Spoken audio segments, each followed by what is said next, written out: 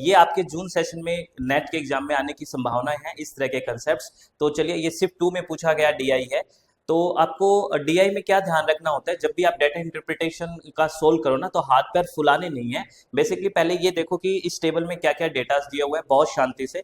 यहाँ पे आपको ईयर्स दिए हुए हैं, एक तो 2021 से लेके 2025 तक, ठीक है। और इधर देखो ये स्टूडेंट्स हैं A B C D E, यानी कि 5 स्टूडेंट दिए हुए हैं, ए बी सी डी और ई, और इन पांचों स्टूडेंट्स के मार्क्स दिए हुए हैं ईयर वाइज। यानी कि 2021 में स्टूडेंट ए के 75 मार्क्स थे, 2022 में स्टूडेंट ए के 90 मार्क्स थे। ईयर वाइज स्टूडेंट के मार्क्स दिए हुए हैं, आउट ऑफ 100 दिए हुए हैं, ठीक है। तो चलिए अब देखते हैं इसके बेसिस पे क्या क्या क्वेश्चंस पूछे गए हैं। इससे रिलेटेड पहला क्वेश्चन पूछा गया है, in terms of the cumulative marks from 2021 to 2025 which of the following student has score maximum marks, है ना। यानी कि 2021 से 2025 तक के कुल संचयी अंकों के मामले में निम्नलिखित में से किस छात्र ने अधिकतम अंक प्राप्त किए हैं, इनमें किस छात्र ने। तो छात्र ए के ये अंक है ना, ये अंक है, छात्र ए के अंक जोड़ दीजिए, छात्र बी के जोड़ दीजिए। तो जोड़ो, 5 और 6 11 और 2 13, 13 और 6 19, 9 1 हो गया, हसल लग गया। 7 और 1 8, 8 और 9 17, 17 17 और 9 हो गया आपको 17 और 3 20, 20 और 6 26, 26 और 9 हो गया आपको 35, 35 और 8 हो गया आपको 43, है ना। 35 45 43 43 हो गया।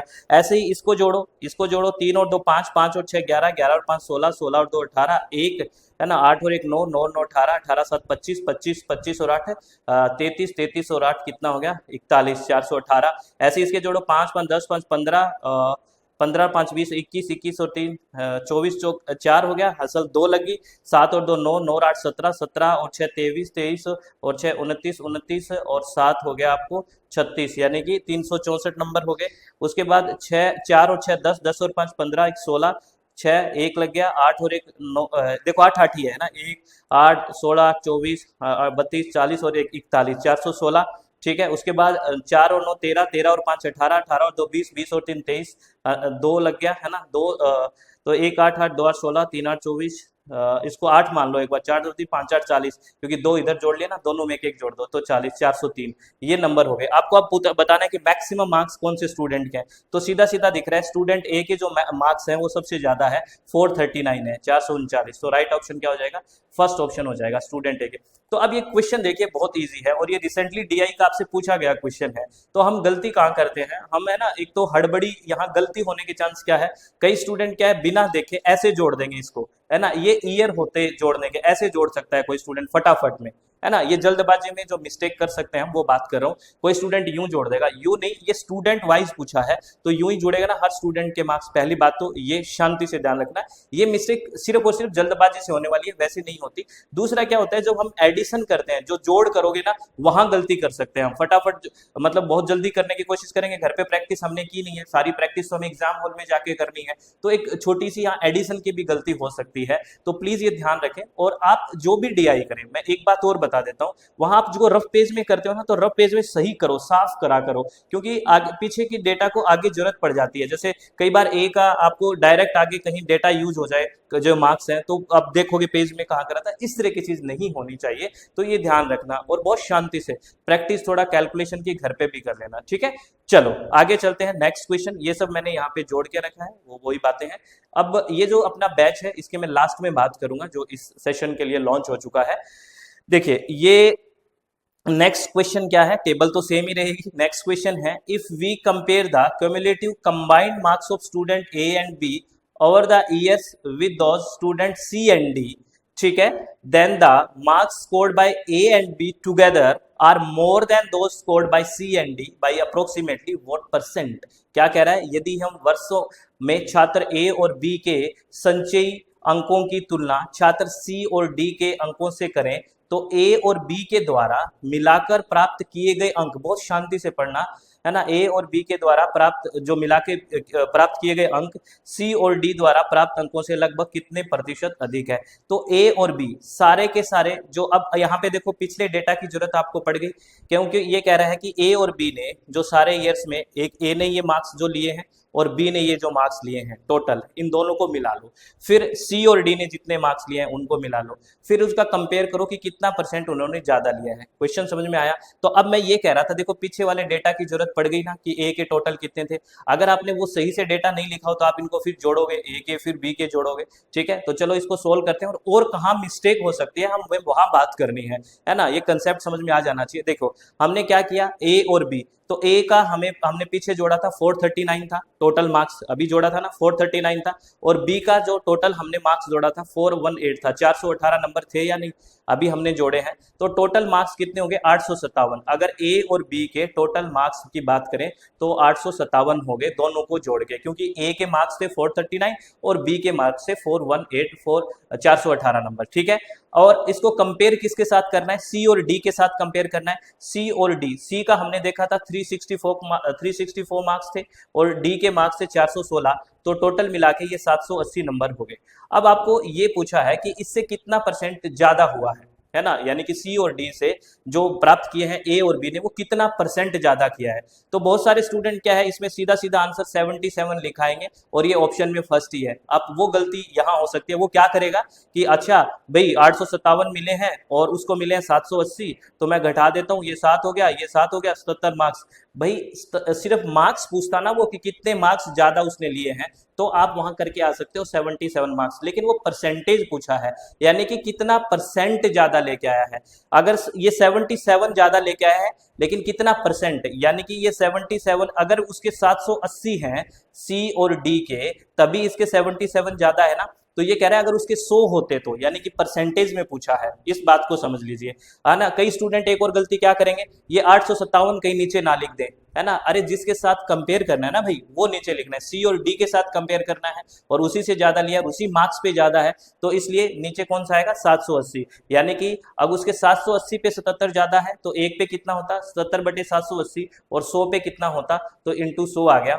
अब आपको देखो, अब एक एक चीज कैलकुलेशन करने से अच्छा है कि इसको थोड़ा सा अरेंज करना सीखो फास्ट कैलकुलेशन के लिए। आप यहाँ पे ये 7 मान लो, 770 मान लो, एक बार 770 मारो, क्योंकि ऑप्शंस बहुत दूर दूर है, तो यहाँ 77 और अगर 770 हो नीचे तो कट जाएगा 10 से, है ना। 10 से कम 10, 10 7 100 हो गया ना, लगभग 10 आ गया, यानी कि 10 से थोड़ी सी वैल्यू कम आएगी, क्योंकि हमने 780 है, 700 वहां पे 70 माना है। ठीक है, तो यहाँ पे 10 के आसपास वाली वैल्यू 10 ही है, राइट ऑप्शन 10 आ गया इस क्वेश्चन का।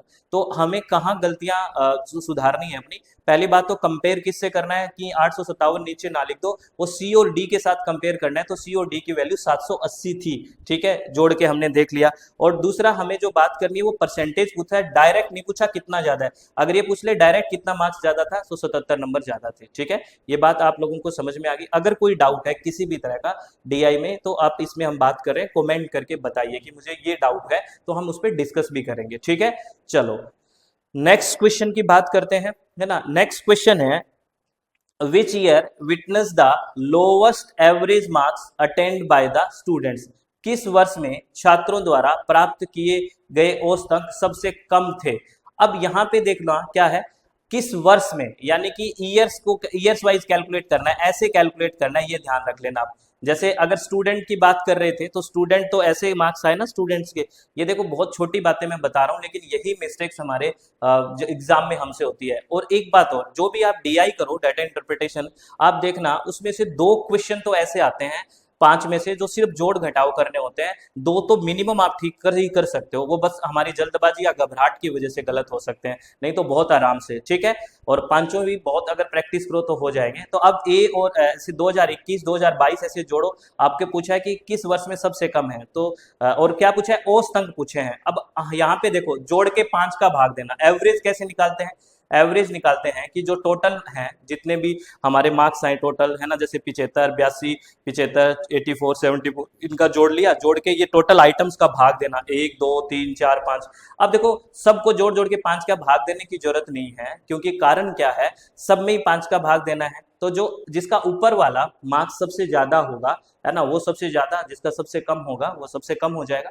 नहीं बात समझ में आई है, दोबारा बता दूंगा, शांति से समझो, क्योंकि कईयों का मैथ मरा हुआ होता है। ठीक है, एक बात भी हमने की थी। अब जोड़ो इसको पहले। देखो 4 और 4 8, 8 और 5 13, 13 और 2 15, 15 और 5 20, है ना, 20 तो जीरा लिख दिया यहाँ पे, है ना। उसके बाद 7 और 2 9, जो 2 हसल लगी है, 7 और 2 9, 9 और 8 17, है ना, 17 और 7 हमारे पास हो गए 24, 24 और 8 हमारे पास हो गए 24 और 36 2 32, 32 और 7 हो गए हमारे पास 39, यानी कि ये हो गए 390 नंबर। ठीक है, और जो 2021 में 390 हो गए, ऐसे ही हम अगर 2022 की बात करेंगे, 9 और 6 15 और 5 20, 20 और 3 23, 23 का 3 आ गया, हसल हमारे पास 2 लग गई, 7 और 2 9, 9 और 8 17, 17 और 8 25, 25 और 9 हमारे पास हो गया 25 और 5 30 4 34, 34 और 9 हो गया 34 और 6 40 और 3 43, है ना, 433 हो गया। ठीक है, अब ऐसे ही हम इसका जोड़ लेते हैं, है ना, सी का हमारे पास क्या आएगा, चलो सी का जोड़ो, 5 और 5 10 और 5 15 और 6 21, 21 और 6 27, 27 का 7 हमारे पास 2, 1 8 और 2 10, 10 और 8 18, 18 और 6 24, है ना, 24 और 7 31, 31 और 9 40, तो ये 407 हो गया। उसके बाद हम कैलकुलेट करते हैं नेक्स्ट वाला, यानी कि 24 वाला, 2 और 1 3, 3 और 6 9, 9 और 5 14, 14 और 2 16, 16 का 6 1 लग गया, 8 और 1 9, 9 और 8 17, 17 और 6 23, 23 और 8 हो गया 31, 31 और 9 40। ठीक है, 406 हो गया। उसके बाद हमारे पास लास्ट रह गया, है ना, लास्ट हमारे पास रह गया, आप जोड़ के देखना कहीं गलती ना हो जाए, है ना, 3 और 3 6, 6 और 2 8, 8 और 6 14, 14 का 4 1, 8 1 9, 9 और 8 17, 17 और 7 24, 24 और 8 32, 32 और 8 40, 404।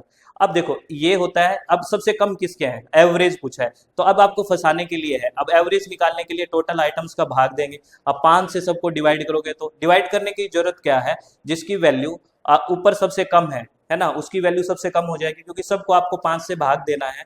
तो आप सीधा सीधा ही देख लो ना, तो 390 यहाँ सबसे कम है, और वो कौन सी ईयर में है, 2021 में, और आपसे यही पूछा है किस वर्ष में छात्रों द्वारा प्राप्त किए गए औसत अंक सबसे कम है, तो वो वर्ष कौन सा है, 2021, 2021 में सबसे कम है, वो 390 है। अब आप एवरेज निकालने मन बैठना है, क्योंकि यहाँ लिखा हुआ है औसत अंक सबसे कम है, क्या 5 में भाग दो, तो आप 5 में भाग दोगे तो जिसमें सबसे छोटी संख्या में भाग दोगे तो और ही छोटा आएगा, तो यही पूछा है कि सबसे कम क्या है। अगर इसमें सबसे ज्यादा पूछते तो हम ये कर देते 2022, क्योंकि इसमें 433 है।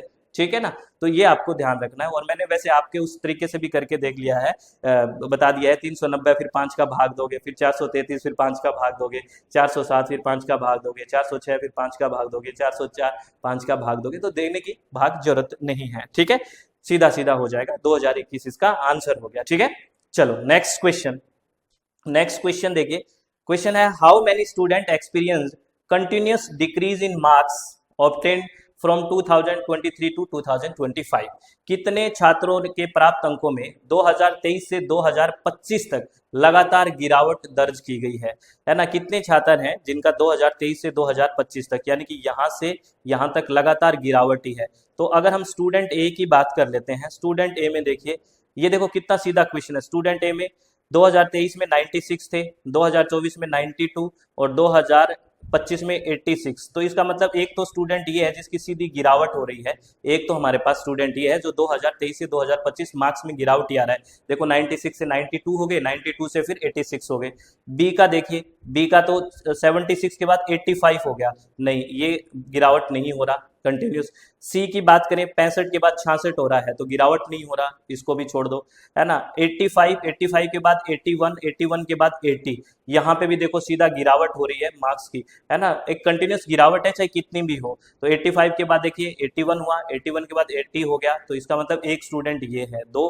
अब अगर इसका देखें 85 के बाद कितना हो गया 82, और 82 के बाद कितना हो गया देखिए 83, तो यहाँ एक स्टूडेंट ये हो गया जिसकी कंटिन्यूस गिरावट है, क्योंकि 85 है, 85 के बाद नहीं नहीं यहाँ 82 के बाद 83 बढ़ गया, देखो ये कंफ्यूजन हो जाता, 82 के बाद ये बढ़ गया, तो ये भी नहीं है। तो हमारे पास दो ही स्टूडेंट ऐसे हैं जिसके कंटिन्यूस मार्क्स हैं वो गिर रहे हैं, एक तो ए और एक डी, यानी कि 2 स्टूडेंट्स आर देयर। देखो थोड़ा सा दिमाग हटा, थोड़े सा कंसंट्रेशन हटा, थोड़ा सा इधर कैलकुलेशन में दिमाग गया, इतने में गलती हो सकती थी, 3 आ जाता ना दिमाग में, और एग्जाम में तो प्रेशर होता है, वो फटते 3 लिखे आ जाते हैं ना, ये ध्यान रखना है, और ये चीजें प्रैक्टिस से आएगी, जितने ज्यादा हम प्रैक्टिस करेंगे। ठीक है, तो ये इसका आंसर 2 आ गया, ध्यान रखना।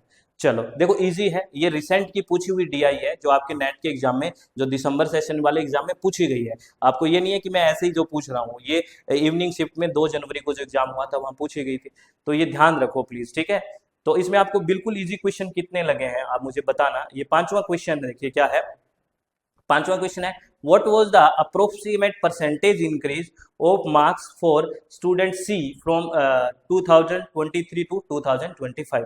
2023 यानी कि एक तो 2023 और एक 2025, ये 25 तक सी छात्र यानी कि ये छात्र है सी के अंकों में लगभग कितने प्रतिशत की वृद्धि हुई है। तो आप देखिए 2023 में सी के कितने नंबर थे 65 और 2025 में कितने 73 है। तो कितने परसेंट की वृद्धि हुई है ये पूछा है। अगर नॉर्मल पूछते तो कितने की वृद्धि हुई है 73 आए हैं 2025 में, और 2023 में 65 से, तो नॉर्मल वृद्धि कितनी हो गई है 13 में से 5 गए 8, यानी कि 8 नंबर बढ़े हैं, ठीक है ना। लेकिन ये परसेंटेज में पूछा है, तो 65 पे 8 बढ़े हैं तो 100 पे कितने बढ़ेंगे ये कह रहा है ना, परसेंटेज का मतलब। तो 65 पे बढ़े हैं हमारे इसके सी के 8, एक पे बढ़ेंगे 8/65 है ना। 100 पे कितने बढ़ेंगे तो इंटू 100, क्योंकि परसेंट का मतलब 100 होता है। तो अब इसको 64 मान सकते हो ना कैलकुलेशन ठीक करने के लिए। तो 8 एकम 8, 8 8 64, यानी कि लगभग 8 से थोड़ा ज्यादा आएगा। और 100 में 8 का भाग दो, 12 8 96, यानी कि 12 के आसपास जो वैल्यू है वो आ जाएगी, थोड़ी सी ज्यादा। तो राइट ऑप्शन 12 आ गया, ठीक है। देखिए बिल्कुल सिंपल सी बातें हैं, लेकिन ये चीजें कैलकुलेशन से आपकी बहुत बेहतर हो जाएगी। आप लोगों से रिक्वेस्ट है कि बहुत शांति से चीजों को करना है, डूब जाओ चीजों में, है ना। सर डूब जाएंगे तो फिर सांस कैसे आएगी। अब सांस लेने का टाइम नहीं है, अब सांसें हवाले कर दो एग्जाम के और उसको बहुत बेहतर तरीके से तैयारी करो। कभी भी किसी भी तरह का कोई डाउट है तो आप पूछिए ना कि मुझे ये डाउट है इस टॉपिक में, इस यूनिट में, तो हम डिस्कस कर रहे हैं। लेकिन आप बताओगे तभी तो पता लगेगा, और मैक्सिमम लोगों तक पहुंचाया करो, कमेंट लाइक शेयर सब किया करो, ये तो फ्री की एथिकल चीजें हैं। अब मैं आपको बता देता हूँ कि अपनी वेबसाइट www.swmg.in या प्ले स्टोर में अपनी मोबाइल ऐप है SWMG, यहाँ पे जून सेशन के लिए अभी के लिए पेपर 1 के कोर्सेज लॉन्च हो चुके हैं। PYQs बैच है और complete theory plus PYQ batch है। अगर आप विलिंग है तो आप ज्वाइन कर सकते हैं। पेपर 2 इन्वायरमेंट साइंस और एजुकेशन भी है। तो अपने चित्त को शांत रखना है, खुश रहना है, किसी भी तरह की टेंशन नहीं लेनी है, बस अपने आप को मैनेज रखना है, टाइम को अच्छे से मैनेज करो, संभाल के रखो, सब बेहतर होगा। ऑल द वेरी बेस्ट, बहुत बहुत धन्यवाद, thank you, thanks a lot friends.